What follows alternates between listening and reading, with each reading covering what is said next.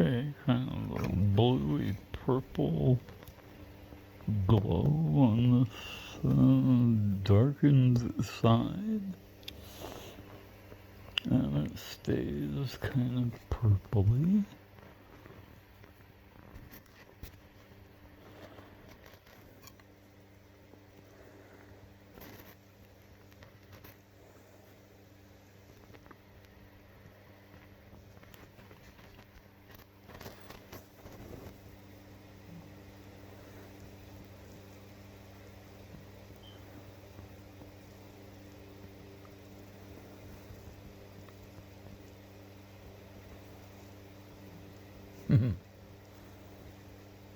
So that's my head going right through there, man. Think about that.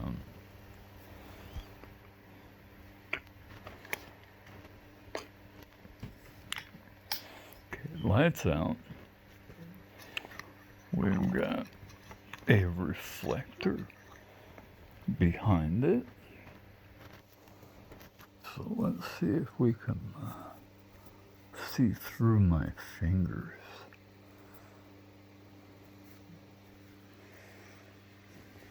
Okay.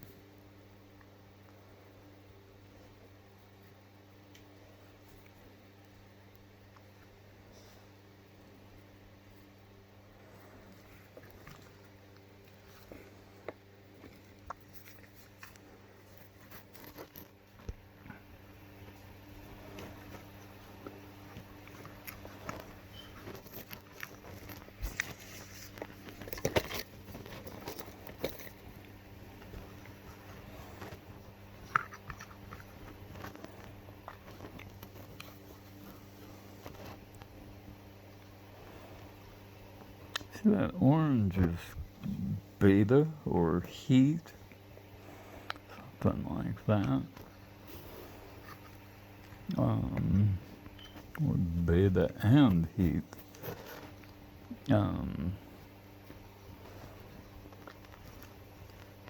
but this blue pulsing stuff, that's alpha particles. And your phone can detect these things too. I'm just taking a video in the dark. I'm cutting off as much light as I can and holding the stone, and it's not focusing real well because it goes out of focus almost immediately. The radiation takes out the infrared ranging system. But look at that. I mean, it's that purpley color is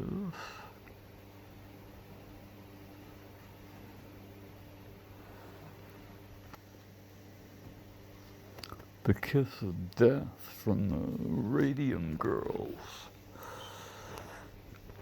coming to visit me.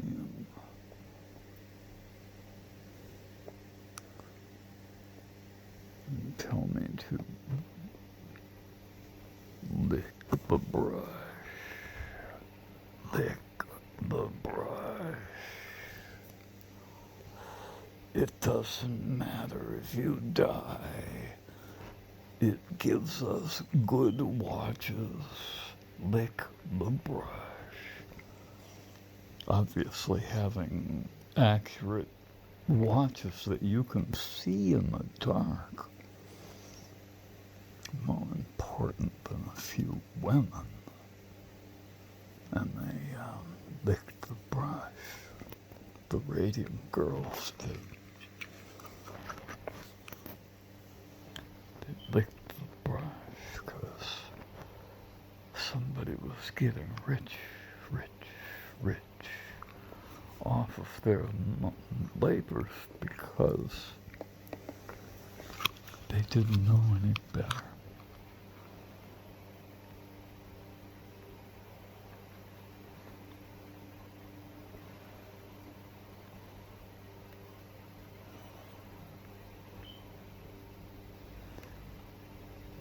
You know what, though?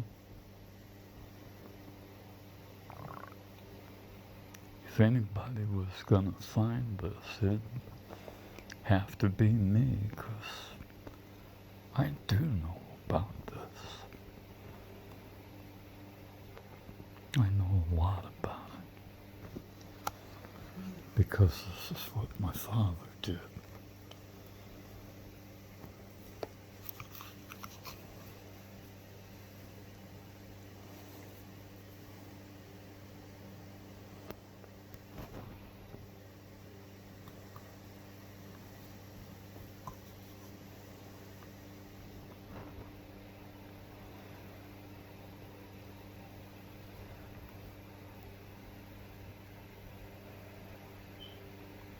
So it's cubic too, look at that.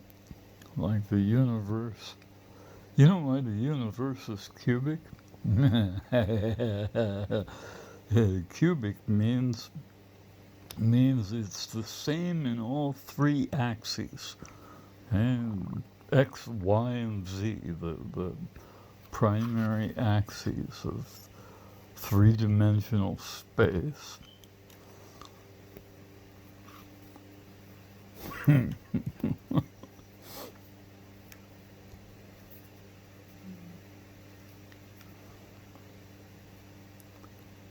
They're all equal. And we say that the universe is flat. And that means, literally,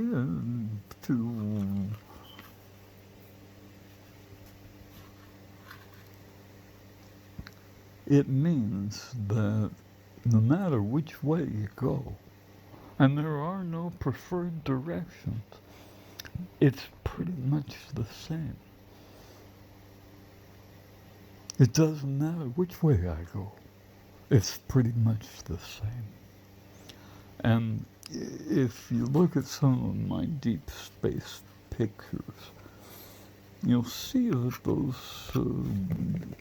specks of light, the distant galaxies, are colored according to their relative velocity to us, to the observer. And that is bringing in the redshift. So when I work with the Google Babe, we look at those colors to tell us which direction and how far those other galaxies are. And if we could get to the far side where the furthest one is from us, and we went all the way on the far side of that, and kept doing that, we could go forever and ever. And it doesn't stop. It's not just a galaxy or part of a galaxy. See, when Albert Einstein didn't know, he thought the universe was our galaxy. He didn't know. He didn't know there were other galaxies out there. They didn't even have an idea about that. It was beyond their understanding. And I understand finding something that you don't understand, man. And it takes a while to figure it out because you know what it's supposed to be and it doesn't fit. It doesn't fit. It's not quartz. and, and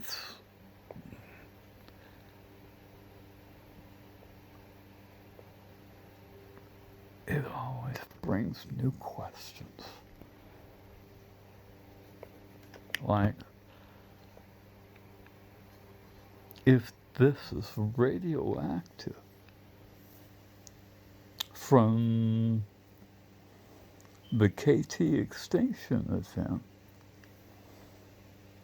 I don't think it was really that far back. And it occurs to me that we've had a timeline with the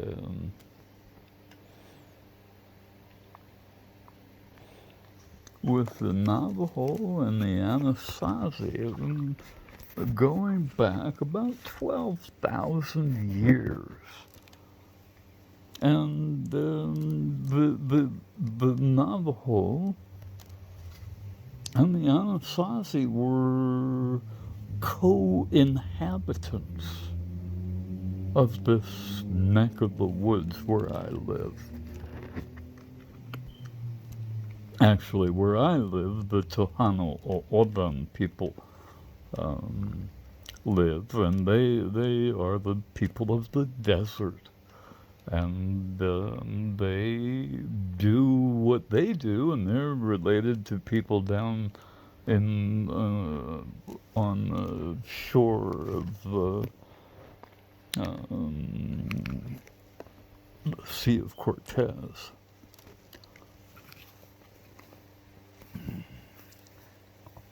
But what we have is a bunch of radioactive rocks, and this mountain that I live on is right in between me and a park on the other side of the mountain called Estrella Mountain Park.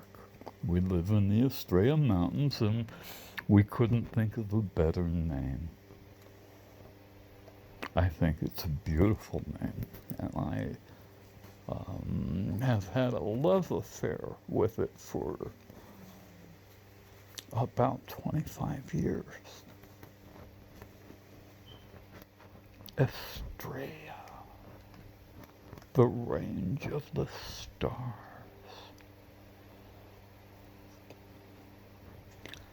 And it turns out that one of them, the one on the other side of me here, has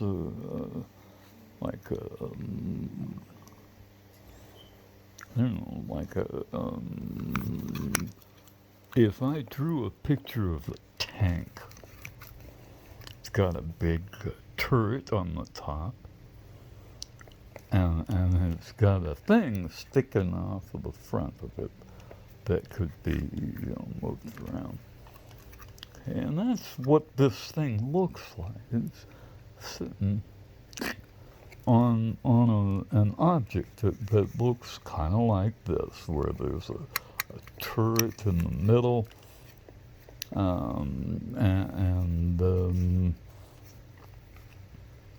and the whole mountain's just kind of a big circle. Except it's got this big thing sticking out the front that sticks into the Gila River. And they mine granite out of there. The Portland Cement Company mines it right straight out of that one area.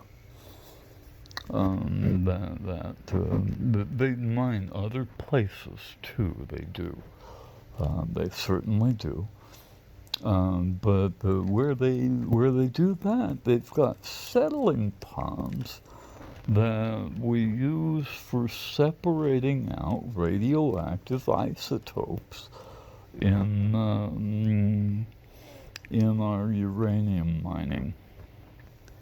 That's how it looks up north by the Navajo Res, and that's what the Chinese one looks like over there in the Gobi Desert, and it's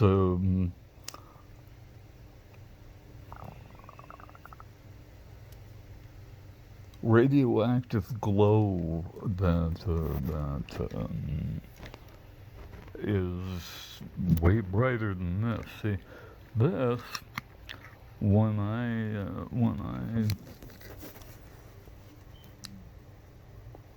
move in here, you can see that it's red, huh? Red. That's heat. That's heat. This rock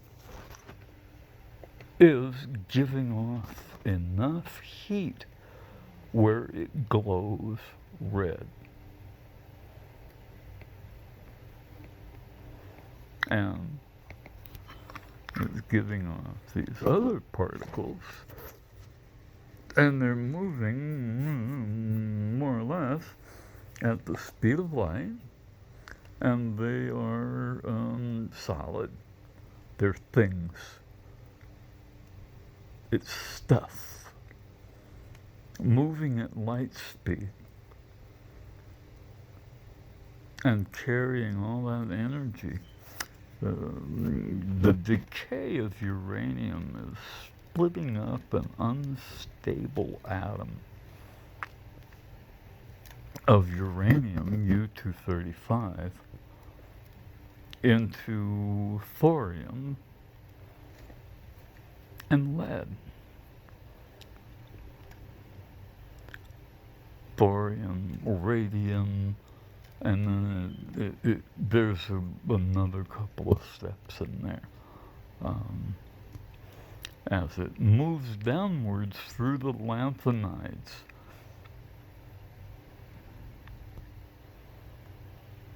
because every time it splits, it actually splits. It takes a big atom and turns it into two smaller atoms and gives off one helium nucleus and 2 or 3 neutrons at the same time. And so when we put those radioactive elements together, and I'm betting I've got some other rocks over here. Let's see.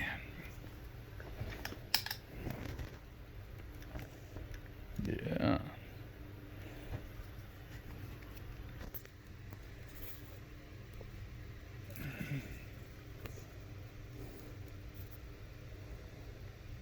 So there it is. We've got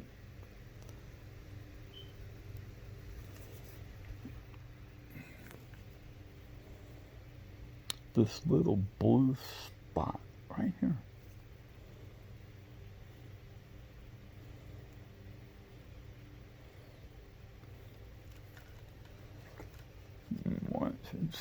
It's interesting because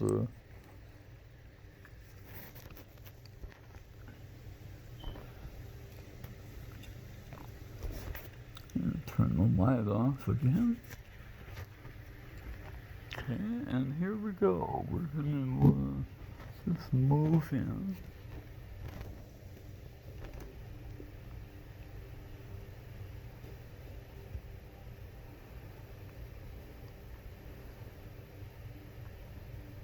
So there isn't much light in there at all.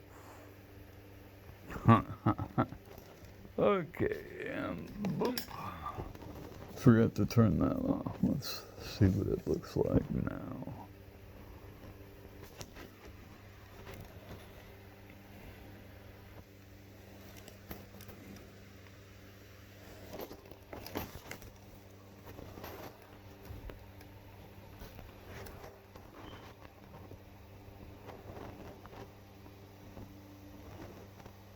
Okay, so the orange is new. It's different than what we had with the other one.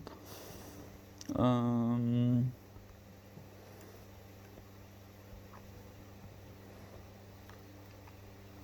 and those are definitely the little thing gummies that are turning it red. It's not like a figment of your imagination or anything. I mean, that's me over there.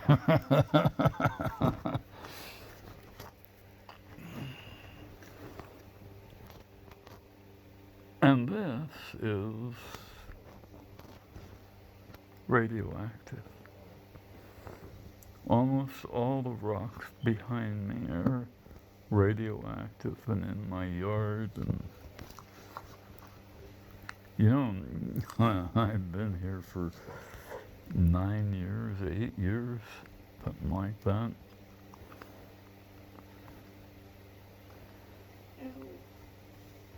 In this house, anyway. And, and I'm not having children anymore, for sure, guaranteed. And so I can play with these, and I'm not gonna like pass damaged goods on to my children. It's not a good idea to do that kind of thing.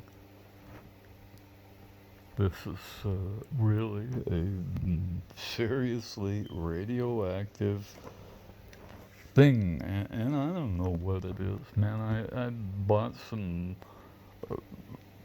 radio source detectors, and it turns out it was just another boondoggle. They put a radiation detector in civil defense air shelters, air raid shelters, that don't work. They can't possibly work.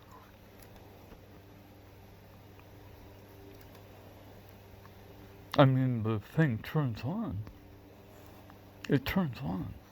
The battery fits in there, but it doesn't work because the detector thing's hidden inside a metal box. And they wrapped it up in 18 mil sheet steel. And it doesn't see shit unless you put it in there with it.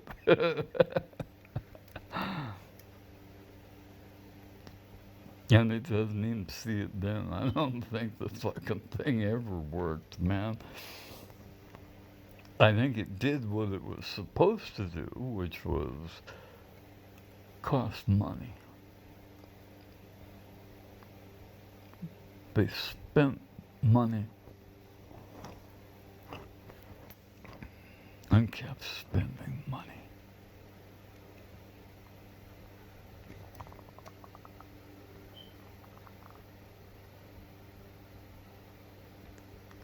And what happens when you try to pay off a debt and you can't pay it off?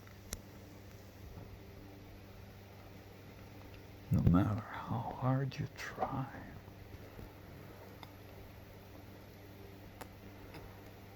Because that's what happens. That's why.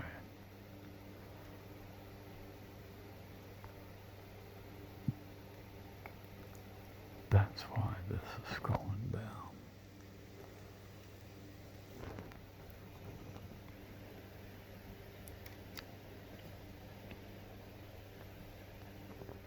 And I don't know what to do about it, other than do exactly what I'm doing. And that is ignoring the shit out of them.